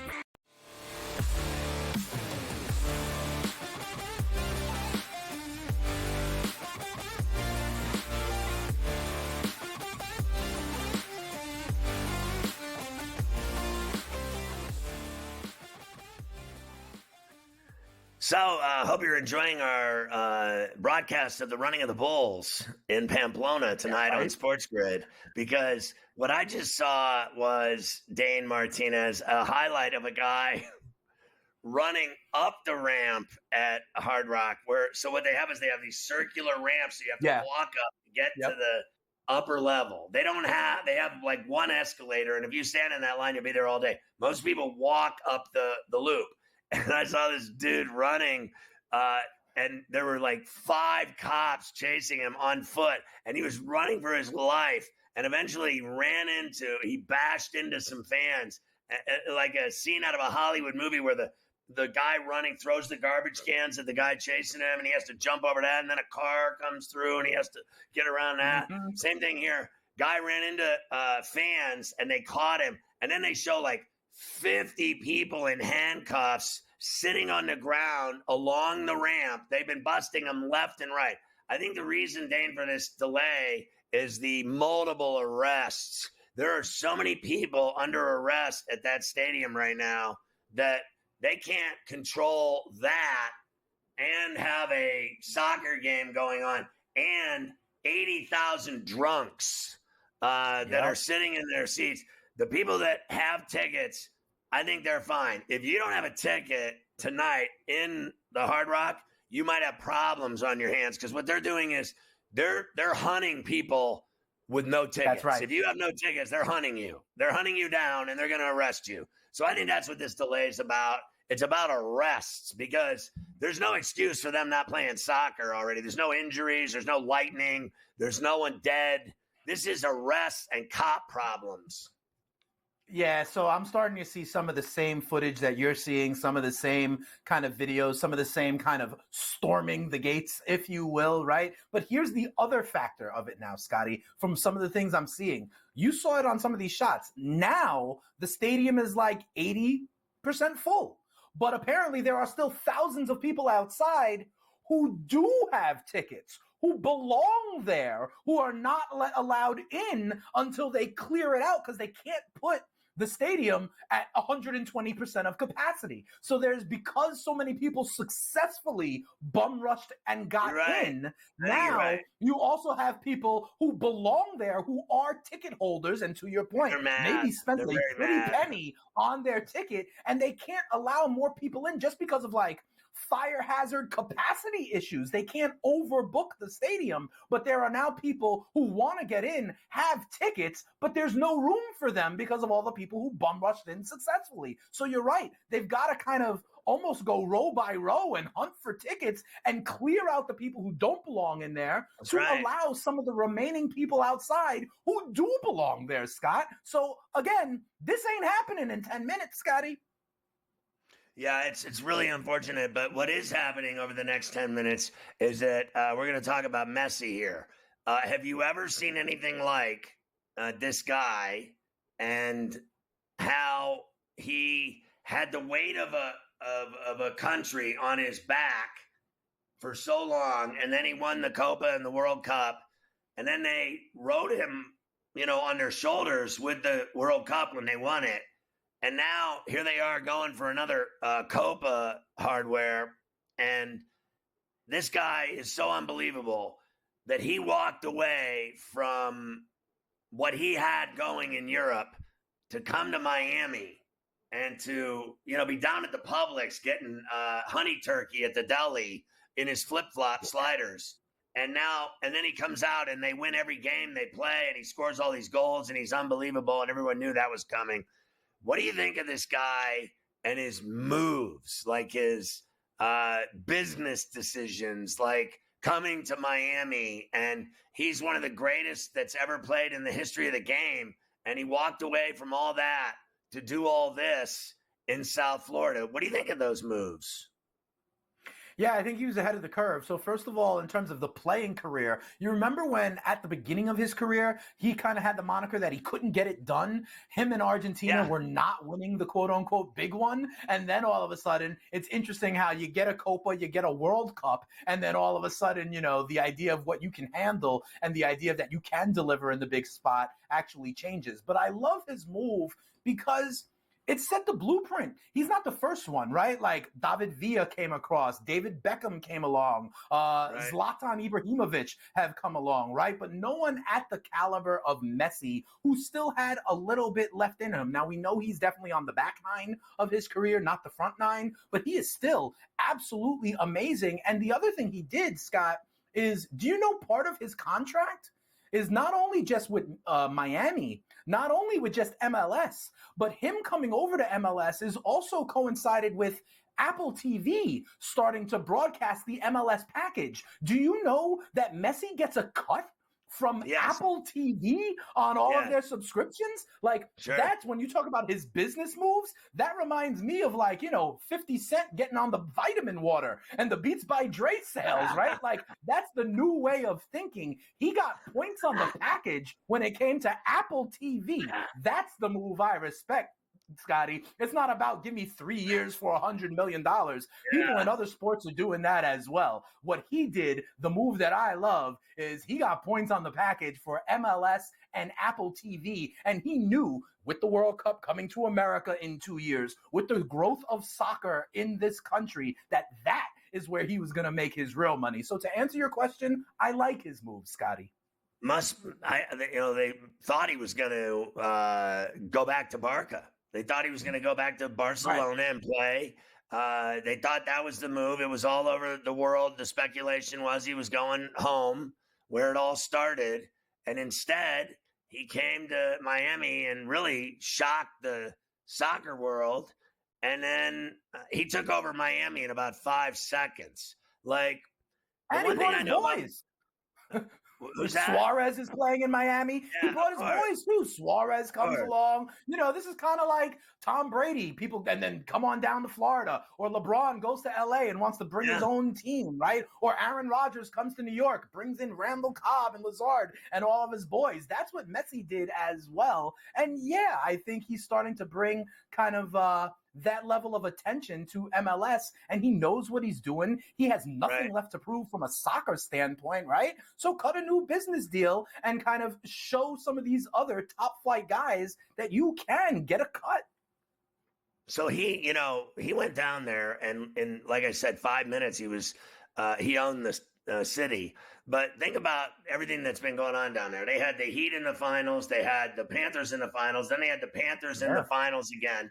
They had the Dolphins in the playoffs, and they lost like they usually do in the playoffs since they last won a Super Bowl. Every time they go, they lose. They're like the Cowboys. Do you think – because when I was there, I'm a huge Canes fan. Like, my entire studio is covered, and I got 5 national titles on the picture over my head. I'm a big Canes fan.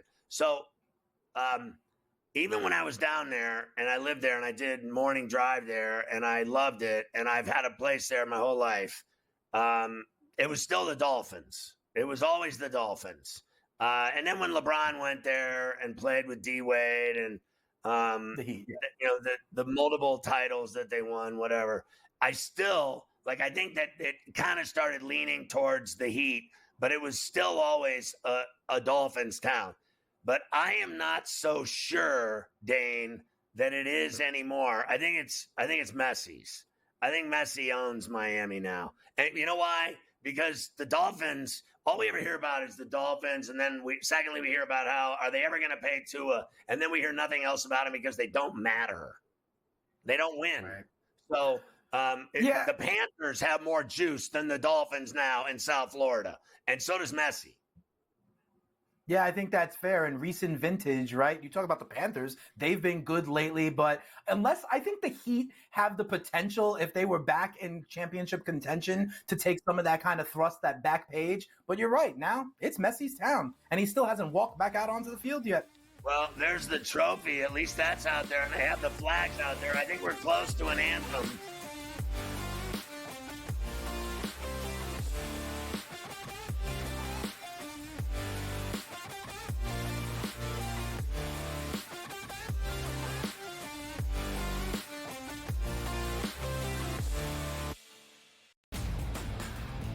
DeMar DeRozan now joins that team in Sacramento with the Kings. De'Aaron Fox, Domantas Sabonis, Devin Carter, who they drafted early, Keegan Murray as well. A Kings team, DRS, that has been a playoff contender. Is it going to equate to a championship? Probably not. That's not the goal. Make your team better every offseason. The Kings definitely got better with that move here, Ben.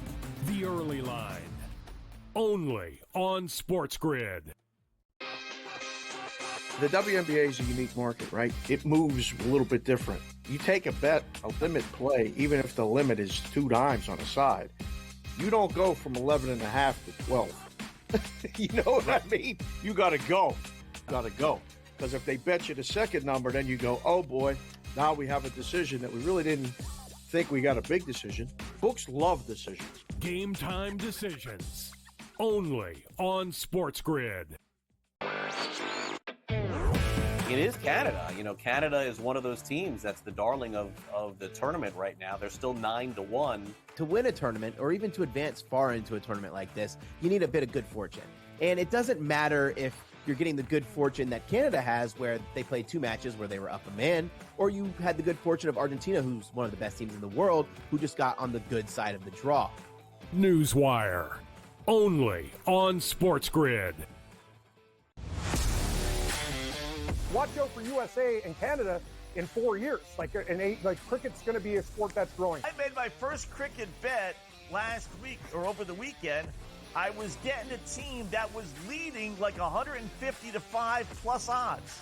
I'm like, I'm up 150 points and I'm getting plus odds. Where do I sign? I love this cricket stuff. What are you kidding me? In-game live, prime time, only on Sports Grid.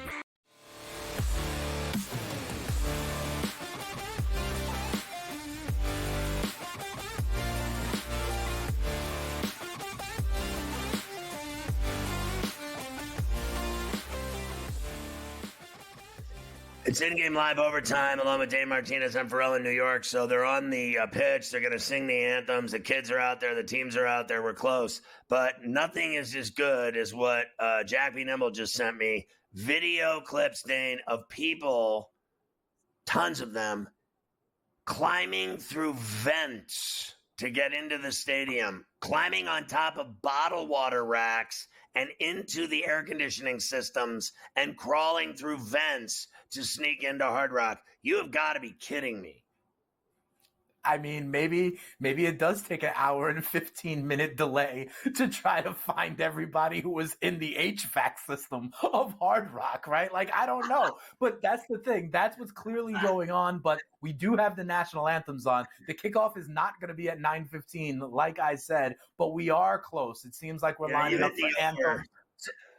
So I put it closer to, say, like another maybe 5-10 minutes, which means that by the time we go off air, it will not be halftime yet, Scotty. It would have to start now for it to be halftime by the time we finish. So you know what? I could give you all the props that I want about the second half. No one's going to be able to hold me accountable to it, right? Because we're going to be long gone. This is an anthem. This is the anthem singer. This is the anthem singer.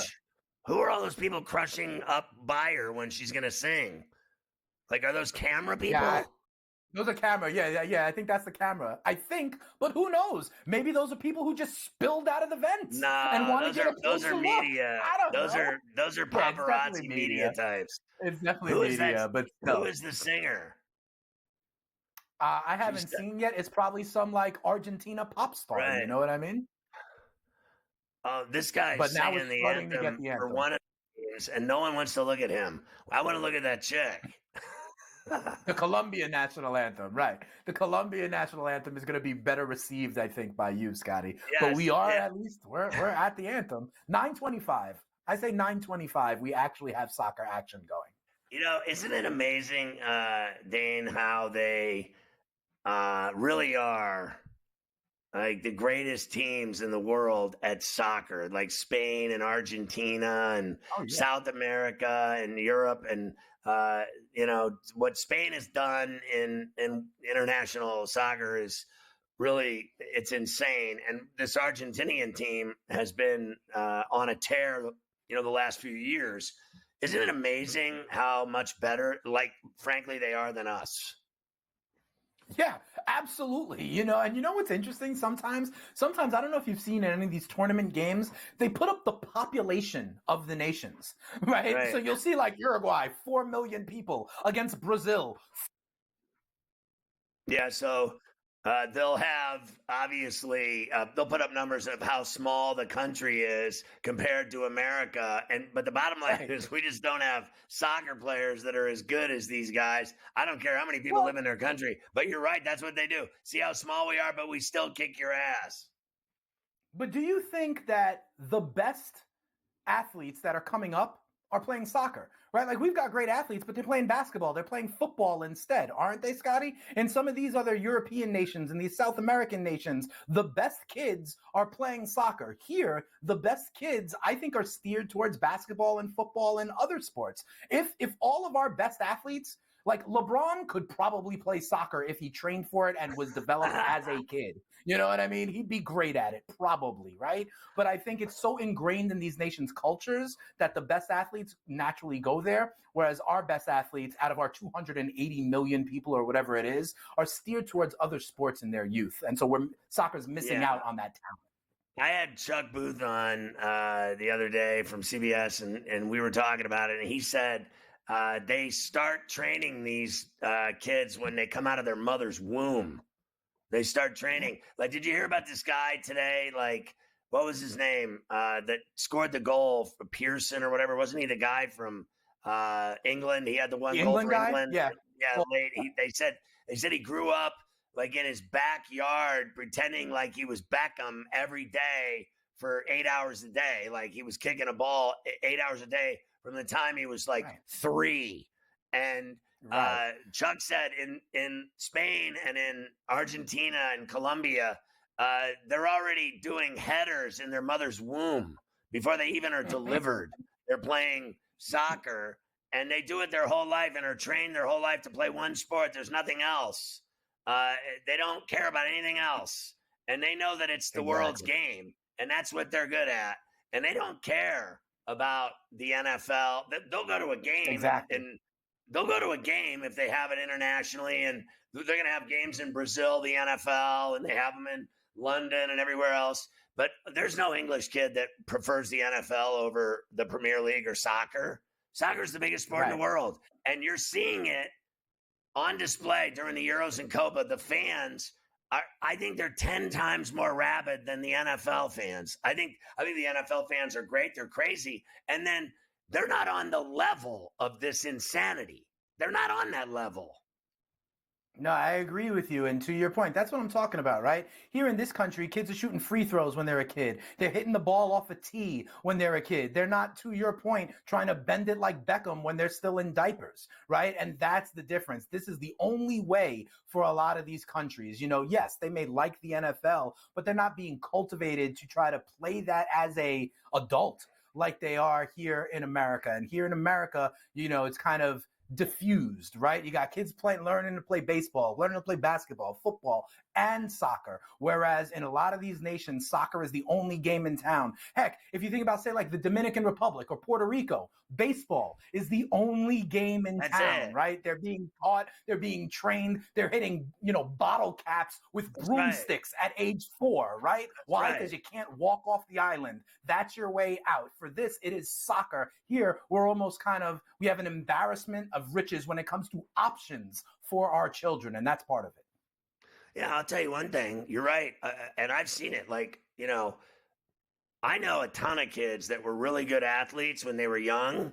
And then when they got into high school, they were still really good athletes. And then when they went to college, they quit playing sports. They just started partying. And they wanted to party. And they wanted to, you know, chase women. And I know girls, my daughter's still playing high school basketball. And she's been playing since she was very little. Playing everything through AAU, through high school, and now is a star player. But she doesn't care about college basketball, and she's getting offers already to play, and she doesn't care about it.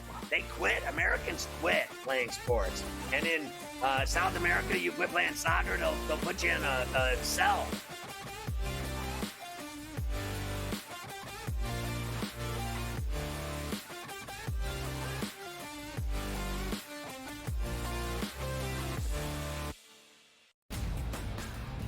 DeMar DeRozan now joins that team in Sacramento with the Kings. De'Aaron Fox, Domantas Sabonis, Devin Carter, who they drafted early, Keegan Murray as well. A Kings team, DRS, that has been a playoff contender. Is it going to equate to a championship? Probably not. That's not the goal. Make your team better every offseason. The Kings definitely got better with that move here, Ben. The Early Line. Only on Sports Grid. The WNBA is a unique market, right? It moves a little bit different. You take a bet, a limit play, even if the limit is 2 dimes on a side. You don't go from 11.5 to 12. You know what I mean? You got to go. Because if they bet you the second number, then you go, oh boy, now we have a decision that we really didn't think we got a big decision. Books love decisions. Game time decisions. Only on Sports Grid.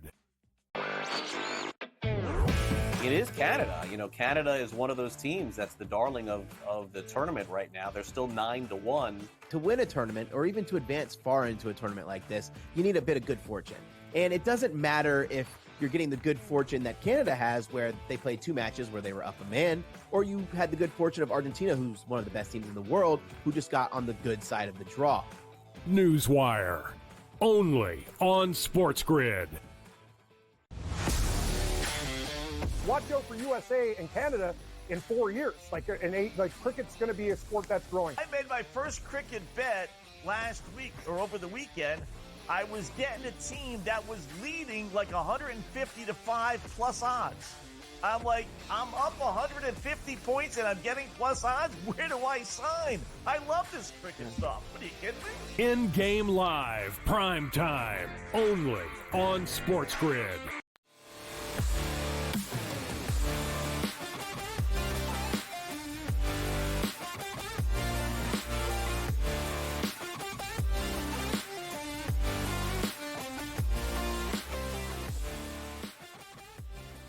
It's not always the case, Dane, but, ye who has the ball most wins these big games. Like, if you have the ball, you don't give up the ball. You don't give up shots.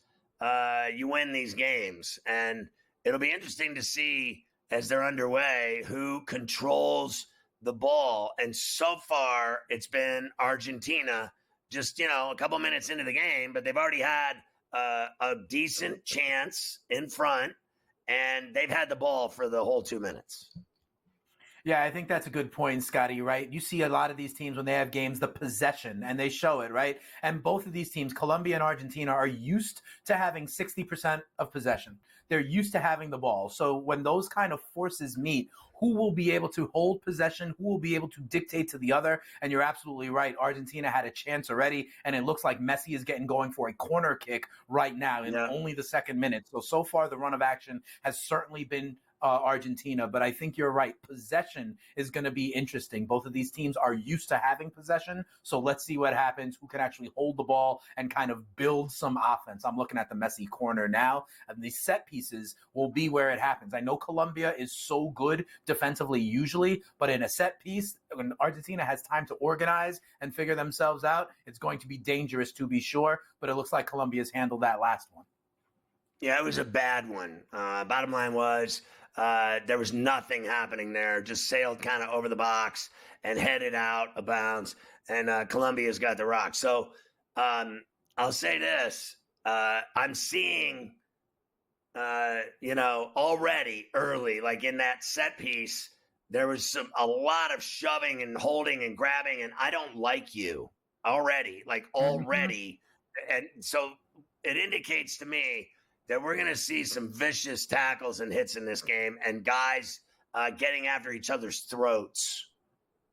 Yeah, I think that's fair. And you know what? I've noticed this as watching both tournaments. If you watch the Copa and you watch the Euro tournament as well, the Copa tournament is much more, gritty, much more physical, much more fouling when these teams in South America play. They don't like each other. They can get physical. I know people talk about taking dives and flopping, but to your point, Scotty, this is going to get chippy, and that has been par for the course in a lot of these Copa matchups, certainly more so than we see with the European European version of soccer. That's more of the quote unquote the beautiful game. This one is going to get chippy, and that's part of why, Scott, I think the under in this game. I think, we're going to see some right now. I see Colombia with the ball in the box. We've seen Argentina maybe have a shot and a chance already. But I still think I like the under 2.5 in this one because it's going to get incredibly chippy. And here's the other part about it, Scott. Let's say a team does get a 1-0 advantage. You know what they're going to do? They're going to pack it in. They're going to get real defensive. They're going to put all their people behind the ball and then start to maybe hold off a 1-0 win, So for it to get to 3, I think might be a little bit of a stretch. I think if any team scores, they're going to get incredibly, incredibly conservative and defensive. That guy number 6 is who I was telling you about for Colombia before, Rios, with the little blonde highlights. Keep an eye on him. He's got a ton of speed. He's going to be making aggressive moves to try and score. So, Colombia finally had a nice shot on, and I think their speed is what we talked about since the beginning of the show. They are faster than this Argentine team. That's all there is to it. If they get out running, if Argentina gives them space, they're going to be in trouble because speed kills space every time. If you're faster than the guy that's guarding you and you get around him and you get by him, dangerous things can happen. That's what happened today in the Spain game. That second goal was a lead pass where the guy slid in underneath the defender because he got past him. He lapped him. He ran right by him and nailed it on one knee and kicked it in, and they had no chance. Speed kills, Dane. Yeah, I think you're absolutely right. And that's why you're going to see some of these deep over-the-top balls. And you're also going to see a lot of in the counterattack, right? Like if they get, quick possession, they turn you over, they're going to be off to the races because they know that is their chance. You're going to see guys flooding from the wings either side. Another decent chance for Colombia as well goes just wide left there. It's going to be a goal kick, I think. But Colombia is starting to get into this game, Scott. At the very beginning, the first minute or two, we saw chances on the Argentina side. The ball has been living in the Colombia half, I would say, for the last few minutes. It looks like Colombia is getting into this game. And there's your boy Cordoba, who we talked about, who's that big guy in the middle, blocking him off, trying to get Cordoba, trying to get that shot. He went just wide right. But Colombia's starting to get into it in their style. They're getting chances. Now they've got it in the box, and they're giving Argentine all they can handle. So it's getting interesting. Thank God they're playing finally. I hope they got the people out of the vents.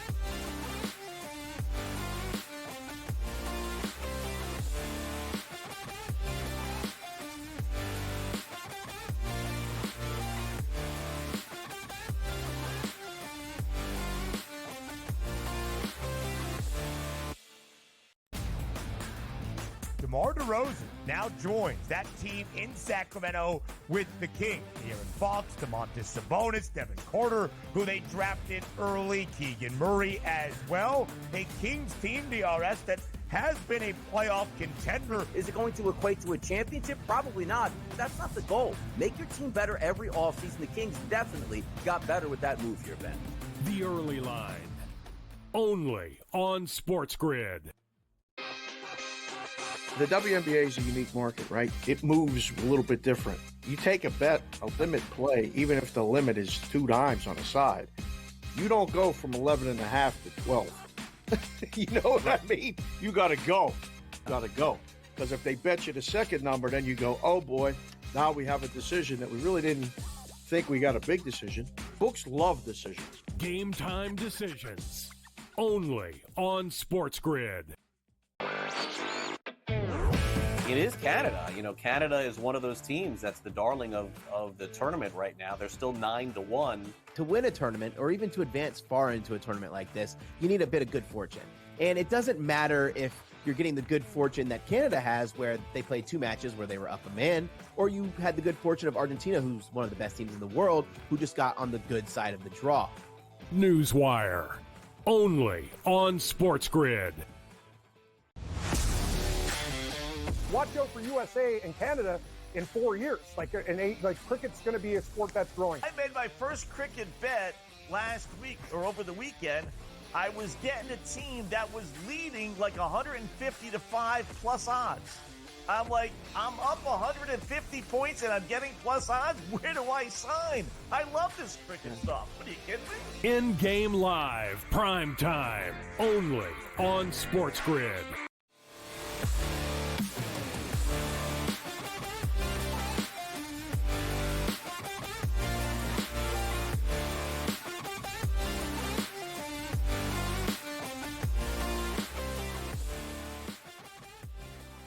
In-game live, overtime. I'm Pharrell in New York along with Dave Martinez, and we're brought to you by BetMGM. Of course, I was doing 33% odds boost on soccer bets throughout the Euros and Copa. Thank God for BetMGM. Go to BetMGM.com or get the BetMGM app on iOS or Android, and you'll be styling like we are with those boost tokens for everything, let alone soccer.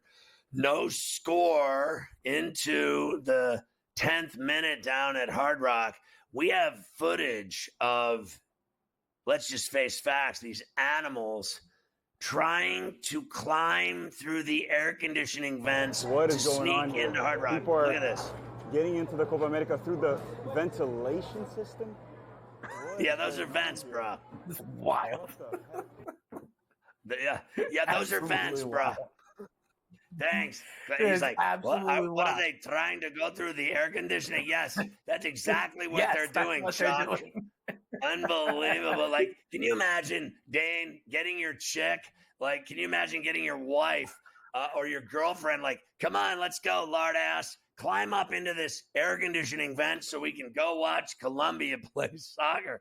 Hurry up. Well, climb, woman. I got to tell you, that had to be part of their plan, right? Because thousands of people went there with no ticket, thinking they were going to find their way in. Yeah, there's absolutely.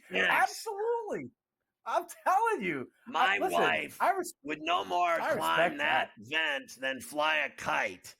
Can you imagine she would leave me on the spot and run off with a cop. That'd be the end of it. So let me ask. This is like, let's say it's your third date. You know, and you're taking your shorty to the Copa America final, but you don't have a ticket, okay? And you are just assuming that you're going to bum rush the stands. That's how you're going to do it. Do you tell the woman? Or do you just grab her hand when it's go time and they're like, let's go. Listen, we're going in. Or what? We can score butter in Miami Gardens. We'll cop some drugs. Then I'm going to have you climb a palm tree and jump a fence and then climb through the air conditioning system to go watch the Colombians play the Argentinians in soccer. Come on, like that'd be the end of it. Shorty'd be gone. Can you imagine? I'm taking it down to ride with the game. No tickets. But if she was down, if her response to that was cool, let's do it. Right?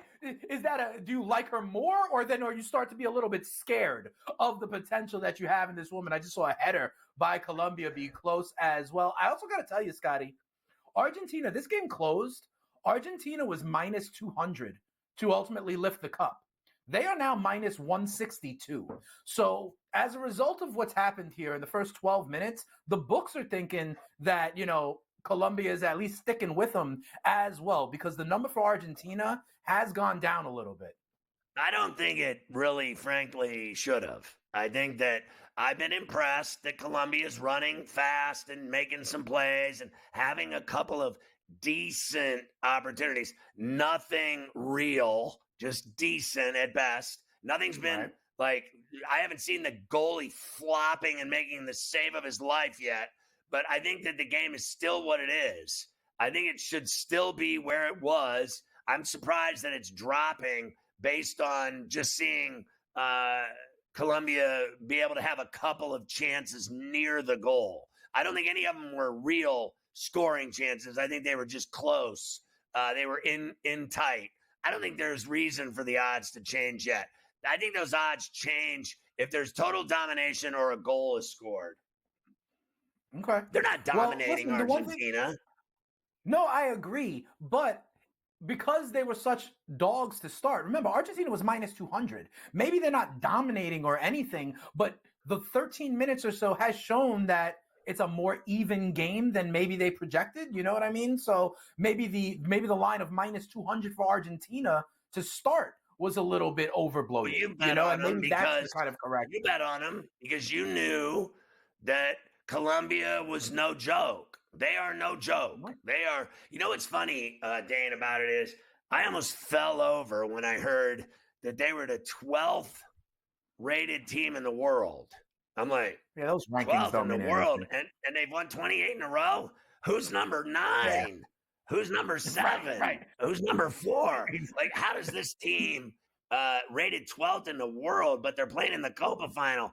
Whatever those rankings are, they're bogus.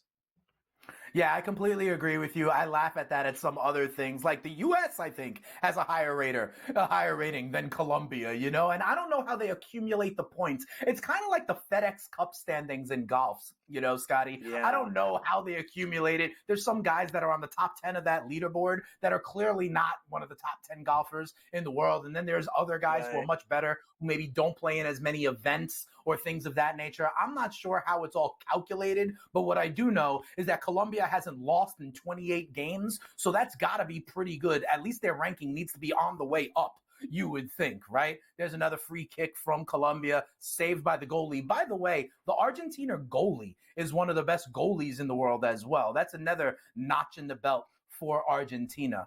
But I think maybe what we're seeing here is that it's been somewhat even play. So maybe that's why the odds are getting a little bit closer to a pick'em. I don't think Colombia is dominating the run of play or anything like that. But if they hang, it has to kind of fall a little bit closer to even. The other thing I'd say is, do you ever bet the draw in soccer, Scotty? They do the 3-leg money line. The draw is always live. It's currently plus 160. And that gets me to the penalties and the extra time and all that. Yeah, well, my first experience with, and I'm just as honest as possible. My first experience with betting on soccer, to be honest, was the World Cup when they were in the final, and I bet them to apparently when they won, and I was dancing around thinking I had won 90 this minutes. huge ticket.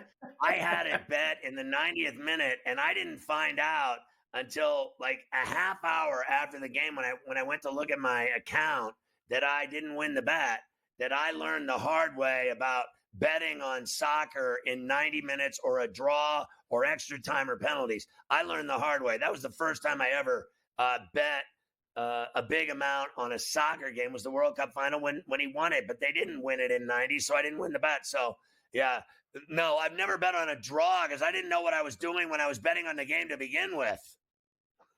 Well, like I'm saying, if I think this could go to extra time, if I think this could go to penalties, right now I submit to you the draw at plus 165 as a potential bet. In the 90. And as these things move. Yeah. Yes. So if it's a draw in the 90 in this situation, that's when it would go to the extra time. It would go to the penalty kicks. And like I've been telling you, I think penalty kicks is possible. So I actually think the draw in the 90 is an interesting bet. Right now, the draw is plus 160. I got plus 140 for Argentina, plus 270 for Colombia. That's within the 90 minutes. The draw is as live as anything. I think, listen, I'm not going to argue with that. And I'll say this. I don't know anything, but I'm watching a game with you right now, and I've watched every game of the Euros and the Copa. I watch them all. I watch every game of the World Cup. I don't watch every game ever of the Premier League or La Liga or Bundesliga or Serie A. I don't watch any of it ever. But I watch these, and I watch the Champions League games, and everyone knows it. Like when we're on Coast to Coast and those Champions League games are on at 3 o'clock, we're watching them. I like this stuff, but I don't know enough about it. So I will say this. What I'm seeing right now is they are both so good. They're both so damn good. Both of these teams are so good at what they're doing that I just see a really even game right now. When I was in college at Indiana, I called Indiana soccer games, and they were 3-time national champs when I was there. And I was calling the games, and I had no idea what I was calling. Pete Stoyanovich was on one of those teams, the Dolphins kicker. I had no clue what I was doing. That was kind of when I first learned the game. And then betting on it, I'd never bet on it. I bet on everything else. You know what I mean? So what I'm seeing right now is just two great teams, and I see no difference in either one of them at all.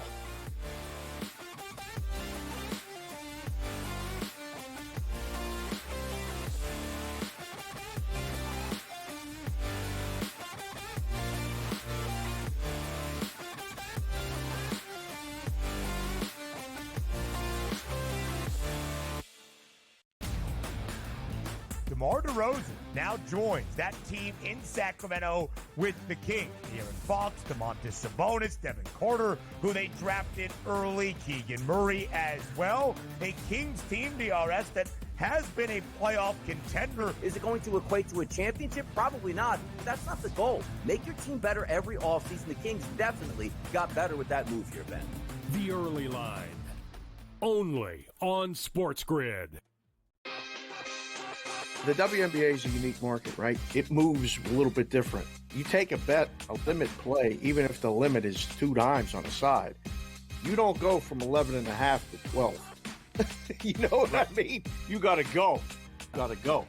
Because if they bet you the second number, then you go, oh boy, now we have a decision that we really didn't think we got a big decision. Books love decisions. Game time decisions. Only on Sports Grid.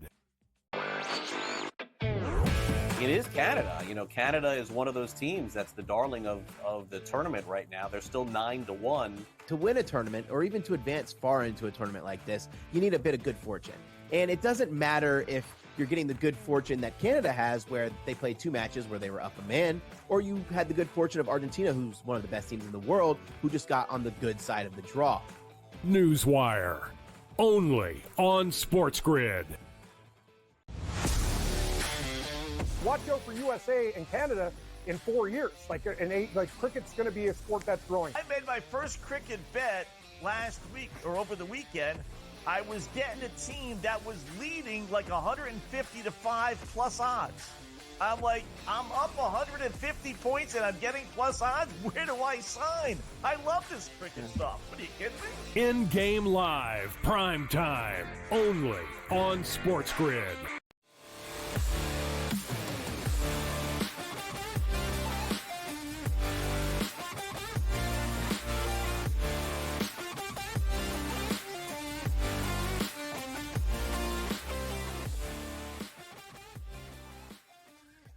It's in-game live overtime on Sports Grid on this Copa final Sunday night at Hard Rock in Miami. I don't think the players, Dane, are caring anymore about what happened outside the stadium and all the problems and everything else. They're just balling now. What are some of the live numbers that you're seeing?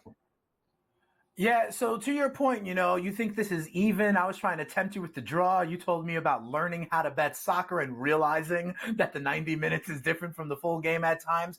I agree with you. I think this could be a low-scoring game. I was telling you about the under.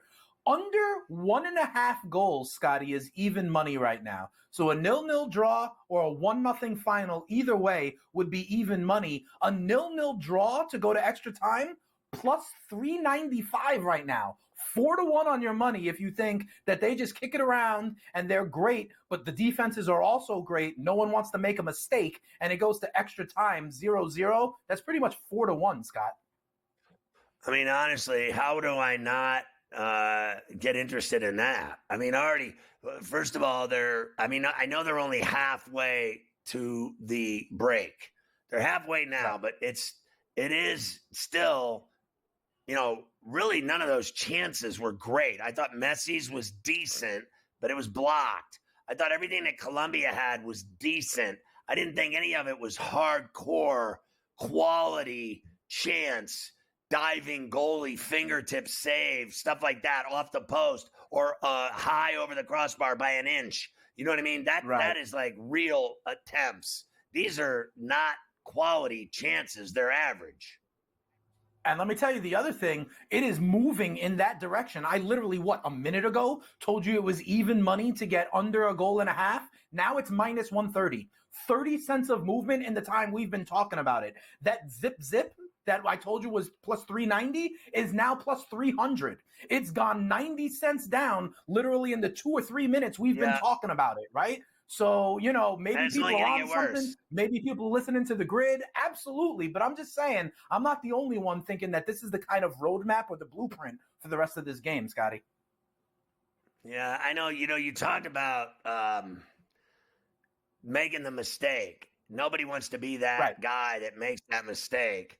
And they're all so talented and so unbelievable and so gifted. There's no denying it. But someone at some point, is going to make a mistake in this game. Like, there's going to be a chance that either rattles off the post or off the crossbar or off the goalie's hand that's going in. Like today, Albie or whatever his name was, the guy on Spain that made the header save at the goal line when England was about to tie it, and he made the header save, not the goalie, but their star scorer. He made the save, and someone's going to make a mistake, and then these guys are so good. Do they capitalize and make them pay for it? Probably, but that's the thing. They don't want to be that guy because then, like you said, they're going to have to look both ways, and they may even have to watch out when they're passing the air ducts on their way out of the stadium because you never know who's coming out of the vents and pissed off on the way back. We've got to get more information at halftime. I'm sure they'll tell us a little bit more about what caused the delay, how they're handling it, and how security has been ramped up for the rest of it. But listen, I think people are starting to realize that there's maybe less goals here. I mean, Scotty, the public probably thinks when you hear Colombia, when you hear Argentina, you think about the stars. You think about Messi, Di Maria, Martinez, James, Rios. You think about these guys and you're like, oh, they're going to score. These are teams that were able to score. I mean, Colombia beat Panama in the first round of the knockout stage 5-0, Scotty. They won against Panama in the round of the quarterfinals 5-0. But now when you have two teams and you talk about the possession is kind of even, I've been seeing both teams be able to pass it around, hold it. So this is going to come down to a mistake. This is going to be, like we said, more physical and an under. I hope people listen to my under 2.5 because the under 2.5 at this point is now minus 450 and it's now minus 125 for under 1.5. The idea of a 1-0 final or this going to extra time is incredibly, incredibly live. Yes, it will probably open up a little bit more in the second half, but I think we're seeing more of the same, Scotty. Yeah, it's real juicy, those numbers. Right now, Colombia's got 2 shots on goal to 1 for Argentina, 3 attempts for Colombia to 2 for Argentina. No yellows yet, 1 corner each. Oh, my guy Martinez is down on the floor. First yellow card of the game, Scotty.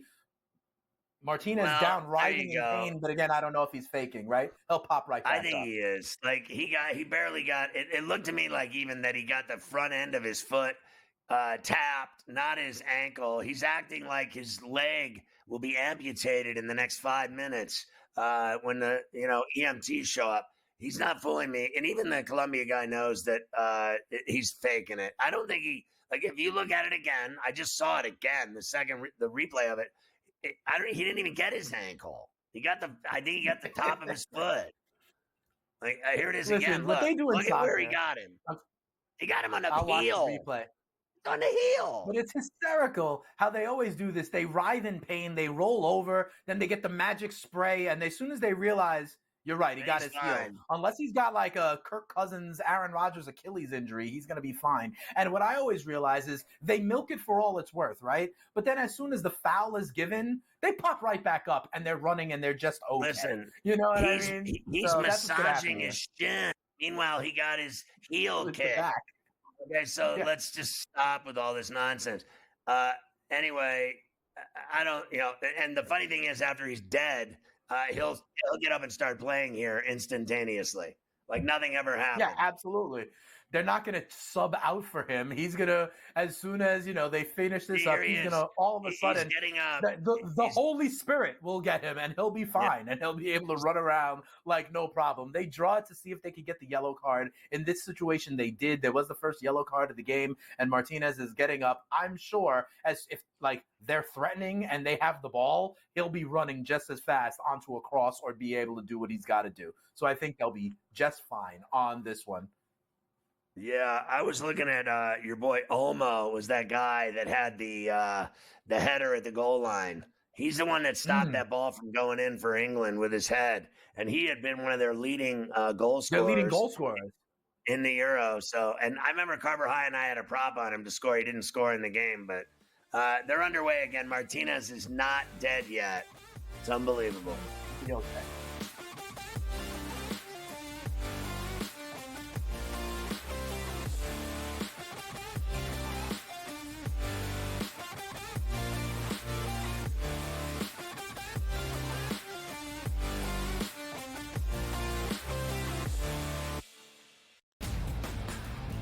DeMar DeRozan now joins that team in Sacramento with the Kings. De'Aaron Fox, Domantas Sabonis, Devin Carter, who they drafted early, Keegan Murray as well. A Kings team, DRS, that has been a playoff contender. Is it going to equate to a championship? Probably not. That's not the goal. Make your team better every offseason. The Kings definitely got better with that move here, Ben.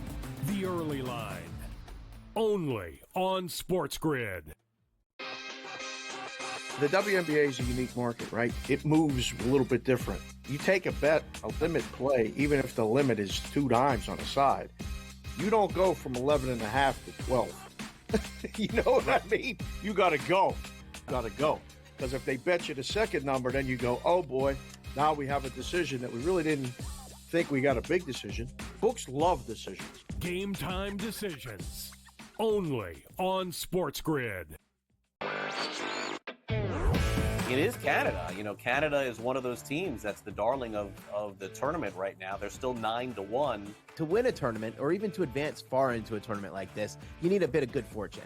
And it doesn't matter if you're getting the good fortune that Canada has, where they played 2 matches where they were up a man, or you had the good fortune of Argentina, who's one of the best teams in the world, who just got on the good side of the draw. Newswire. Only on Sports Grid.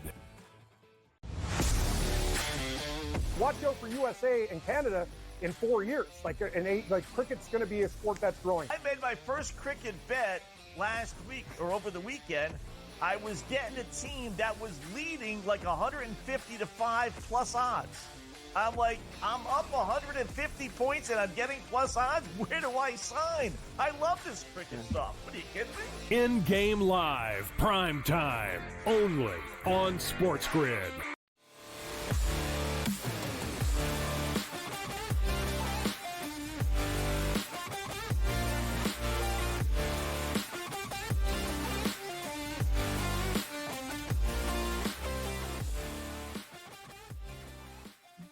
Your boy Rodriguez giving the ref the business right now. It's always good when you see him laughing at the ref, like insulting him by laughing at him and cussing in Spanish.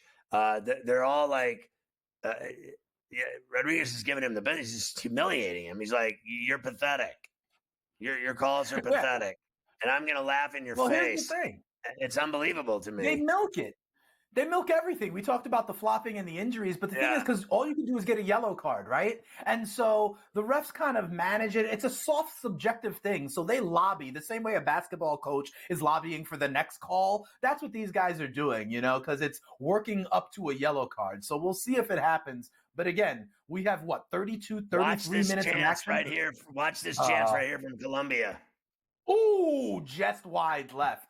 Just wide left. Blast. Is that Cordoba? Oh, that was the closest shot yet, I thought. That was really a rocket. That was the best shot of the game right there. And the goalie was completely stretched from head to toe, stretched out. He missed it by a foot. He tipped it. That should be a corner kick. I don't know if it is, but Martinez got his finger on it and deflected it. I don't know if – okay, so it's a corner? But it is a corner we're right almost now. on the way at it here. I'm telling everybody under on these goals. He's doing the corner, and – Cesta's getting just mauled by your boy Martinez, mauling him. Well, listen, James is leading in assist. I told you I think he can get an assist. It's going to go through him. James is best giving this service. We'll see what happens. It didn't work out. Another failed corner. Those are, I think, a little overrated. Everyone thinks every time there's a corner kick, there's going to be a goal. And I'd say more often than not, there isn't. They butcher it. It's hard because guys are in there mauling other people.